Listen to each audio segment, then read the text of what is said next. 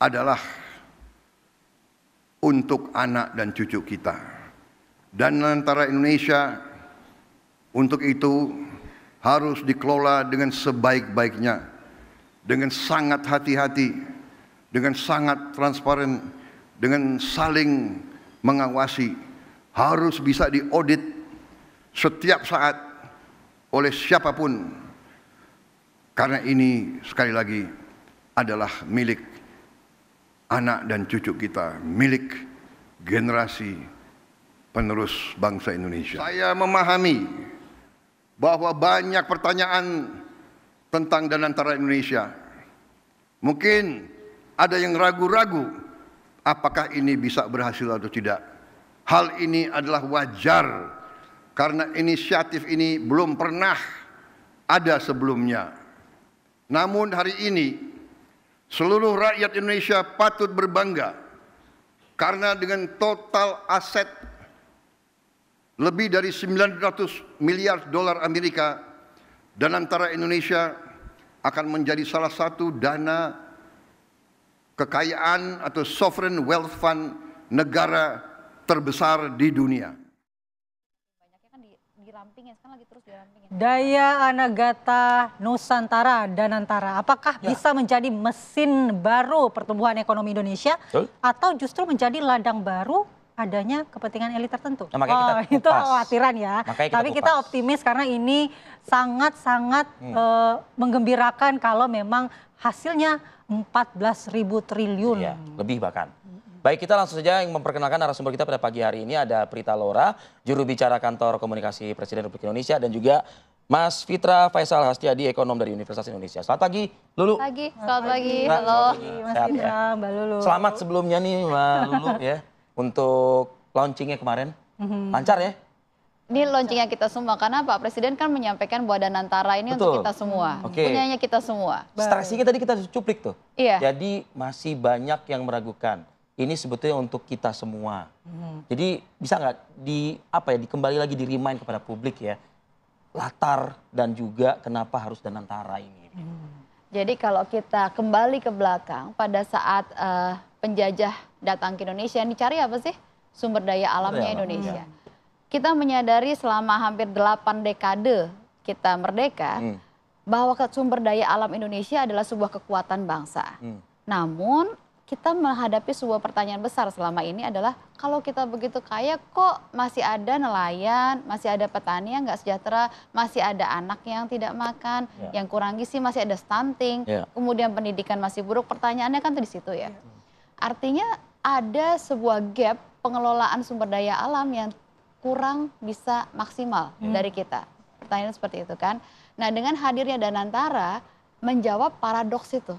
Paradoks bahwa kita negeri yang kaya dengan sumber daya alamnya, namun kenyataannya tidak bisa dimanfaatkan sebesar-besarnya bagi masyarakat Indonesia seperti diamanatkan di Konstitusi pasal 33. Nah, Danantara ini hadir untuk memastikan pengelolaan tersebut bisa maksimal agar ujung-ujungnya kita bisa berbangga gitu loh. Di hari ulang tahun Indonesia nanti 8 dekade, kita sudah bisa memiliki sesuatu yang inilah gitu, kemandirian bangsa, inilah sumber daya alam kita yang bisa menghidupkan berdiri di kaki sendiri. Tapi kalau begitu, bagaimana cara kerja atau mekanismenya nanti untuk mengoptimalkan sumber daya alam itu? Jadi ini kan dana-dana yang ada dari dividen BUMN dikumpulkan sedemikian rupa. Selama ini dividen BUMN masuk ke dalam keuangan negara. Dan ketika kemudian BUMN ini kan perusahaan tuh agile ya. Ada saat-saat di mana dia butuh investasi sesuatu, ada opportunity, atau kemudian ada loss yang harus ditutupi. Jika hal tersebut terjadi, keuangan negara ini turunnya ini ada jangka waktu tertentu, tidak bisa sewaktu-waktu. Karena sudah masuk, dividennya sudah masuk ke dalam keuangan negara. Jadi kalau kita bicara mengenai korporasi yang agile, terhambat di sana. Nah, bisa dikatakan dengan Danantara ini, maka kemudian dividennya dikumpulkan. Jadi bisa kemudian BUMN bisa lebih agile dalam mengelola perusahaannya. Seperti kalau kita bayangkan ini, kita ini punya Ferrari yang bagus banget, sumber daya alamnya bagus, BUMN yang banyak, yang kuat begitu ya. Tapi jalannya di Sudirman, jadi begitu ketahan gitu dengan macet. Nah sekarang ditaruh gitu di sirkuit silakan melaju dan kemudian bertanding. Ya, Mbak? Harus ada bensin buat kita. Udah nyeletuk nih Mas Vita nih. Sebelum ke Mas Vita, saya mau ke Lulu lagi. Kan kalau kita lihat ya, kemarin sudah diumumkan. Bahkan Presiden juga sudah menandatangani, begitu juga ada wajah-wajah beberapa mantan Presiden sebagai Dewan Pengawas. Lalu juga ada Pak Rosan, ada juga Mas Pandu dan juga lain sebagainya. Publik kemudian bertanya, kenapa mesti harus orang-orang ini? Kenapa mesti harus dipegang sama orang yang menjabat di pemerintahan? Bisa nggak itu dijelaskan juga kepada publik? Tentu ini adalah transparansinya dan lain sebagainya. Iya, dikatakan berkali-kali oleh Pak Presiden, kemudian juga disampaikan juga oleh Pak Rosan di dalam konferensi pers, pesan Presiden ini hati-hati. Jadi prinsip kehati-hatian itu menjadi suatu hal yang utama dalam menjalankan Danantara ini. Orang-orang yang diangkat ini memang mereka yang sudah mumpuni di bidangnya masing-masing, ya, capable dan gitu ya. sudah capable. Dan kemudian juga tentunya sudah jelas juga sikapnya, sehingga kemudian Presiden tahu bahwa orang-orang ini adalah orang-orang yang punya hati yang sama, punya visi yang sama dengan Presiden. Itu tentunya penting ya, karena jika kemudian tidak satu halaman, pemahaman yang berbeda kan bisa jadi implementasinya akan berbeda. Dan kemudian kita juga melihat bagaimana Dewan Pengawasnya itu dibentuk sedemikian rupa. Kita mendengar ada Tony Blair, salah satu Dewan Pengawas, ya itu seperti disampaikan oleh Pak Rosan bahwa menjadi bagian juga. Karena apa? Karena memang kita membutuhkan trust bagaimanapun. Ketika kita bicara tentang pasar di global, kita membutuhkan trust. Seseorang yang bisa kemudian menyampaikan kepada publik di global bahwa ya memang Danantara ini sesuatu yang kemudian bisa dipercaya. Meskipun ini memang mengelola investasi dalam negeri, asing tetap bisa dilibatkan gitu. Kita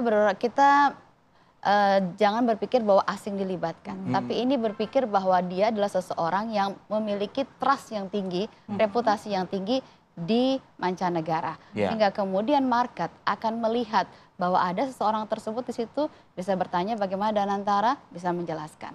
Jadi dilihatnya dari sisi itu. Mas Fitra, mungkin dari tadi sudah cukup banyak dijelaskan oleh Mbak Lulu ya. Catatan Anda terkait dengan Danantara mungkin? Iya, mungkin saya komentari juga dari sisi why-nya kenapa Danantara ini ada terlebih dahulu ya. Karena kalau kita melihat target pemerintah apa sih untuk mencapai pertumbuhan ekonomi 8%. Nah untuk 8% itu berapa duit yang kita butuhkan ya? Dalam hitung-hitungan saya itu minimal 10.000 triliun tersebar di 6 core infrastructures. Apa saja infrastrukturnya? ICT, energy, water sanitation, water resources, housing, dan juga transportation. 6. Dan pada perjalanannya Pak Rosan menambahkan 3.500 triliun lagi, jadi 13.500 triliun. Nah kalau kita matchingkan semua itu 900 billion US dollar itu kan 14.000 triliun ya. Kalau dari sisi aset berarti ini sebenarnya udah matching dengan kebutuhan investasi kita. Tapi kan ini nggak liquid ya. Maka kita harus kemudian mengusahakannya supaya ini menjadi lebih liquid. Bagaimana caranya? Tadi pengelolaan profit atau dividen yang tadi disampaikan oleh Mbak Lulu. Sebagai contoh di China. China itu sekarang SAACC itu 1,2 triliun US dollar yang aset yang kemudian dikelolanya itu nomor 2 terbesar di dunia setelah Norwegia yang 1,7 triliun US dollar. By the way sih, Danantara ini kalau misalnya dari 900 billion US dollar berarti nomor 4 terbesar di dunia. Nah ini apa yang kita bisa pelajari dari China? Katanya kan utlubul ilm ila bisin ya, belajarlah sampai negeri Cina. Nah itu apa yang mereka lakukan sih? Ternyata di tahun 2003. Jadi memang ada beberapa contoh lain seperti Temasek, tapi Temasek sudah dari tahun 1974 ke Oman. Ya. Yang terbaru apa? Ya ini SAACC ini yang terjadi di tahun 2003. 2003 mereka dikasih modal berapa? 29 billion US dollar. Agak mirip dengan kita ya, 20 billion US dollar. Dan dalam waktu 20 tahun sampai tahun 2023 itu sampai 339 billion US dollar, melompat 1000% lebih gitu kan. Nah itu yang kemudian kita inginkan ya, pengelolaan profesional, supervisi. Caranya bisa melompat sampai nah, caranya bagaimana? Dulu China waktu awal-awal mengelola ada 196 BUMN. Tahun 2023, dari tahun 2003 sampai 2023, 20 tahun, tinggal 97. Yang jelek itu dia udah dijual aja, dapat duit, kita bisa kelola lagi atau di merger dan segala macam.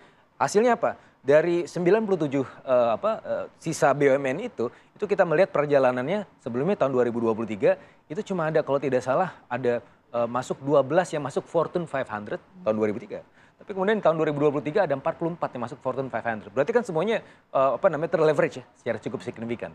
Dan dari situ kita bisa melihat bahwa ini merupakan potensi kalau dikelola dengan baik. Jadi di restrukturisasi, dipercantik gitu kan. Kalau kita mau berusaha kan kita modalnya harus kemudian dibuat lebih baik supaya menarik orang juga. Nah ini yang dilakukan oleh China. Dan juga yang tidak kalah pentingnya kita melihat bagaimana market kita ini kan agak volatile ya. Karena apa? Karena memang kurang liquidity makernya.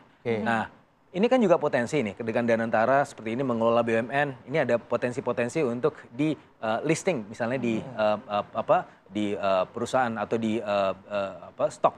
Ya. Nah ini kan bisa di listing di situ ya. Kalau di pengalaman China mereka dari 10 tahun 2003 menjadi 36. Itu kan ada liquidity maker.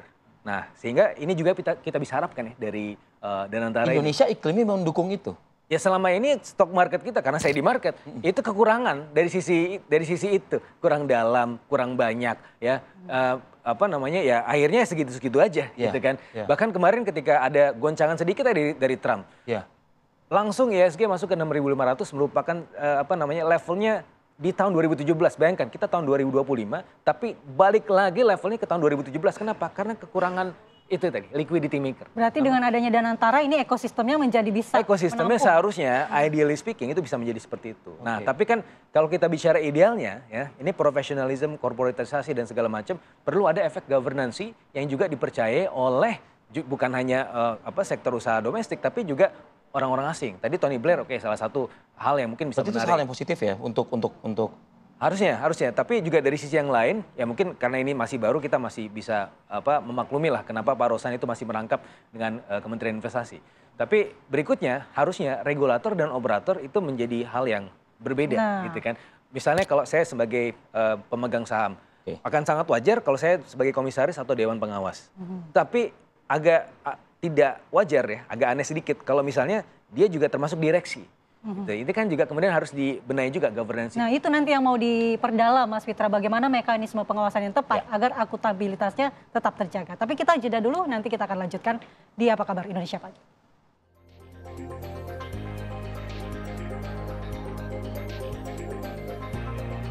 Indonesia adalah solusi strategis dan efisien dalam mengoptimalkan badan usaha milik negara.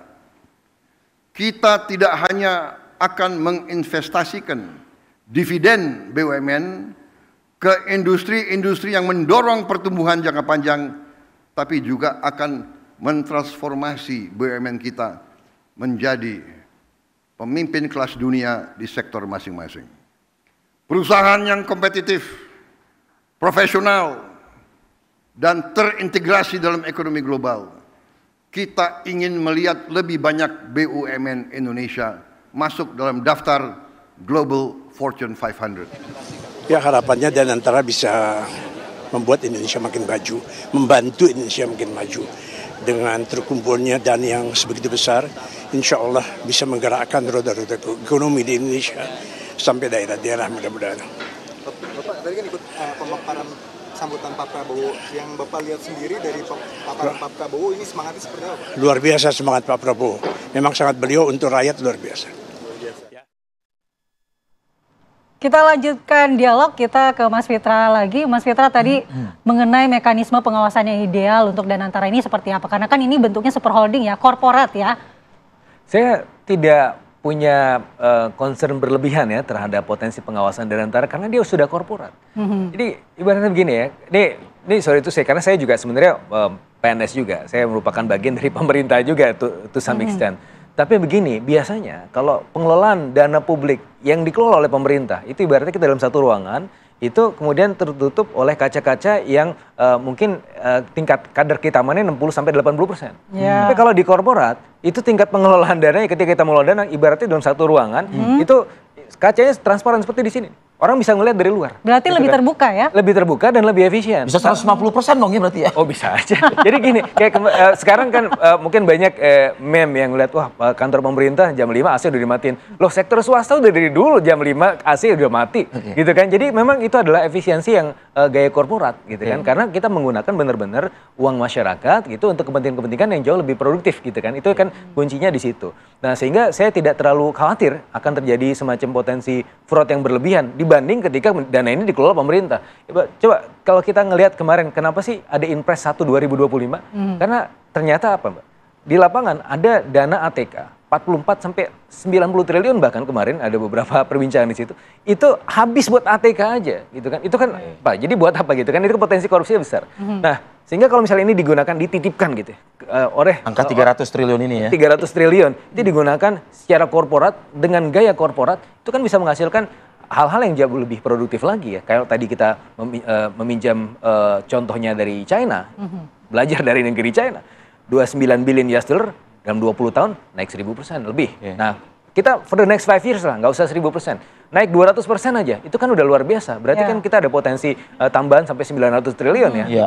Itu kan sangat signifikan ya untuk kemudian memenuhi kebutuhan investasi kita. Karena tadi menurut hitungan saya, kebutuhan investasi kita 10.000 triliun, maksimum 3.000 triliun yang bisa diusahakan dari pemerintah and di ekosistemnya. Sementara 7.000 triliun itu diusahakan dari tempat lain. Nah, saya melihat bahwa potensi 7.000 triliun itu dalam for the next 5 years itu setidak-tidaknya kita bisa memenuhi 1.200 sampai 1.500 triliun. Artinya 16% dari kebutuhan 7.000 triliun dari eksternal itu bisa dipenuhi dari dalam negeri.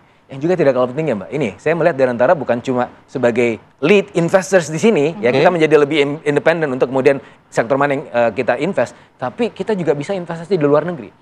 Sekarang kita kan punya masalah dari sisi teknologi kita tertinggal dari luar. Kita beli aja saham Nvidia. Ya, nanti kita bisa melihat tolong Johnson Huang ini Anda tanam bikin pabrik di sini, bikin perusahaan semikonduktor di sini. Kan kita punya say. Karena apa? Kita punya saham di situ.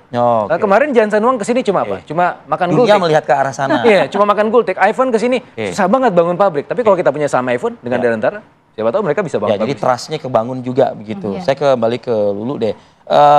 Tadi kan Pak Prabowo juga sudah jelas gamblang mengatakan bahwa audit bisa. Siapa saja bisa. Nah, bicara soal pengurusnya yang juga disebut-sebut ya, ini kan karena rame perbincangan di publik gitu, tidak bisa dipidana bila mana merugi dan lain sebagainya. Bagaimana nih Lulu melihat ini, PCO melihat ini? Karena seperti yang tadi Fitra sampaikan, ini pengelolaan korporasi. Jadi kemudian korporasi jika kemudian ada investasi yang rugi itu bagian dari investasi. Jadi ketika untung kemudian itu bagian dari pengelolaan korporasi. Namun jika fraud, jika kemudian ada fraud tindakan baru kemudian masuk ke ranah pidana. Jadi ini harus kita pahami. Memang ini adalah suatu bentuk entiti yang berbeda, baru, jadi perlu untuk membangun pemahaman ini. Berarti jadinya nanti resiko bisnis kalau ada kerugian? Seperti layaknya TV One dengan perusahaannya. TV One kemudian ketika melakukan investasi dan kemudian ternyata kemudian gagal, itu bagian dari kerugian perusahaan. Namun kemudian ketika keuntungan seperti itu. Namun jika kemudian ada yang fraud di dalam perusahaan TV One, itu masuk ke dalam pidana. Kenapa publik sangat mengkhawatirkan ini ya? Itu pertanyaannya kan. Kan jadi bertanya-tanya mereka begitu. Menurut Anda? Sebenarnya ini karena mindset ya. Kita belum mengenal bentuk ini. Sovereign Wealth Fund, sesuatu yang masih baru. Ini yang perlu untuk kita jelaskan berkali-kali. Karena contohnya, seperti yang tadi Fitra sampaikan, ini adalah ekosistem akuarium. Karena Sovereign Wealth Fund ini terikat kepada Santiago Principle yang juga dilaksanakan oleh berbagai sovereign wealth fund di dunia. Di sana tentunya ada transparansi, ada akuntabilitas dan berbagai prinsip lainnya yang itu juga kemudian akan menjadi sebuah guidance dan dianut oleh Danantara. Jadi bagaimana prinsip-prinsip secara internasional yang memang memastikan bahwa gerak sebuah sovereign wealth fund ini benar-benar transparan, benar-benar kredibel, berintegritas, itu menjadi satu hal yang dianut oleh Danantara. Jadi ini yang perlu kita pahami, bahwa tidak melulu adalah soal pemeriksaan korupsi, tapi ada pengawas-pengawas lain di ruang akuarium seperti yang tadi disampaikan. Nah, artinya begini, ini kan kita sudah gamblang ya, pemerintah sudah minta kepada publik juga karena akuarium ini gitu. Artinya udah 100% lah. Publik juga bisa mengawasinya begitu kan. Nah, tapi lagi-lagi sosok kepemimpinan di Danantara itu. Ini apakah bersifat sementara untuk memberikan trust, untuk memberikan kepercayaan pada publik bahwa orang ini bisa saya pegang, gitu loh ibaratnya. Atau nanti justru akan sesuai dengan harapan tadi yang Fitra sampaikan. independen gitu. Iya, karena saya bukan pengamat, saya stafnya presiden, jadi saya hanya bisa menyampaikan yang sudah presiden sampaikan ya. Oh, nanyanya ke Mas Fitra berarti. Gimana Mas Fitra? Ya, jadi itu harapan dari market memang. Karena memang dari awal ketika ide Danantara itu diedarkan gitu ya di market, kita sudah melihat bahwa ya Danantara ini ketika ada, dia akan menghapus Kementerian BUMN gitu kan. Jadi roadmap-nya ke sana. Jadi dari sisi ini maka independensi itu menjadi sangat krusial. Tapi meskipun demikian kalau kita bicara ide ya, ide ini sebenarnya udah lama juga Mbak Laura ya, dari zamannya Pak Sumitro. Pak Sumitro sempat menawarkan ide ini ke Pak JB Sumarlin. Waktu itu Menteri Keuangan tahun 1988 sampai 1993. Tapi ide ini ditolak kenapa tahu nggak? Karena waktu itu kita baru saja mengeluarkan paket Oktober 88 liberalisasi keuangan di sektor keuangan sehingga kita dapat banyak duit begitu kan. Jadi nggak perlu juga. Siapa yang menangkap ide ini pertama kali? Pak Mahathir. Kenapa? Karena dibisikin sama Pak Sumitro dengan Kasanah 93 yang kemudian menjadi referensi kita juga gitu kan. Jadi sebenarnya kita ini ketinggalan. Jadi tapi ya nggak ada kata terlambat. Kita mulai lagi gitu kan. Memang ini seakan-akan baru, tapi sebenarnya yang lain sudah melakukan kok. Jadi sudah best practice juga Dan yang lain melakukan itu bagaimana sejauh ini? Mereka ya tentu ada pro dan kontranya. Kalau kita lihat Malaysia dengan Kasananya ada kasus juga di sana juga kan. Tapi kita juga melihat bagaimana Temasek yang sejak tahun 1974 ya 25 Juni itu didirikan, itu sekarang bisa sangat agresif membangun Singapura seperti sekarang. Juga yang paling dekat yang tadi saya sampaikan bagaimana China dengan SAC-nya itu kemudian bisa menjelma menjadi salah satu kekuatan ekonomi dunia juga, mendorong China pertumbuhan ekonominya di atas bahkan di atas 10% gitu kan, dengan salah satunya adalah karena dukungan korporat itu gitu. Nah, ini yang kemudian kita harapkan. Ya inilah memang Danantara ini bukan hanya sekedar sebuah pengelola investasi. Namun tadi bahwa ini adalah sebuah instrumen untuk mendorong pertumbuhan ekonomi. Inilah yang kemudian kita mencoba untuk kemudian dorong dalam bentuk hilirisasi. Hilirisasi sangat identik dengan pertambahan nilai. Kita punya banyak sekali kekayaan sumber daya alam yang selama ini dijual raw material aja. Dan added value-nya itu dinikmati oleh negara-negara lain yang punya teknologi, yang punya ya berbagai hal yang lain. Nah, ketika kita memiliki sebuah lembaga untuk mengolah, punya dana, punya modal untuk kemudian membeli teknologi tersebut, kita bisa memberikan added value yang bisa kita nikmati sendiri. Oleh sebab itu maka Presiden menyampaikan bahwa Danantara ini untuk anak cucu kita. Apakah pemerintah bisa memastikan bahwa Danantara ini pasti akan menghasilkan pertumbuhan ekonomi seperti tujuannya? Harus. Harus seperti itu. Didesain sedemikian rupa dan kemudian juga secara resiko kita akan mengelola sumber daya alam kita. Itu yang diutamakan. Di mana contohnya misalnya kita punya sawit, kita tahu kita adalah penghasil sawit salah satu yang terbesar di dunia. Jika kemudian kita bisa mengolahnya, memberikan added value menjadi satu biofuel, maka biofuel kita akan bisa memiliki sebuah ketahanan energi. Baik. Kita punya added value yang kemudian kita juga mungkin bisa jual ke mancanegara. Seperti itu. Jadi resiko bisa kita kendalikan karena ini barang-barang kita sendiri. Baik, terima kasih Mbak Lulu dan juga Mas Fitra sudah hadir di studio. Terima kasih Prita Laura. Mudah-mudahan sesuai harapan kita bersama Danantara ini akan memicu pertumbuhan ekonomi nasional. Baik, kita jeda dulu sejenak pemirsa. Nanti kita akan pantau juga bagaimana perkembangan di hari kelima hari ini ya. Retret di Akmil Magelang. Sesaat lagi.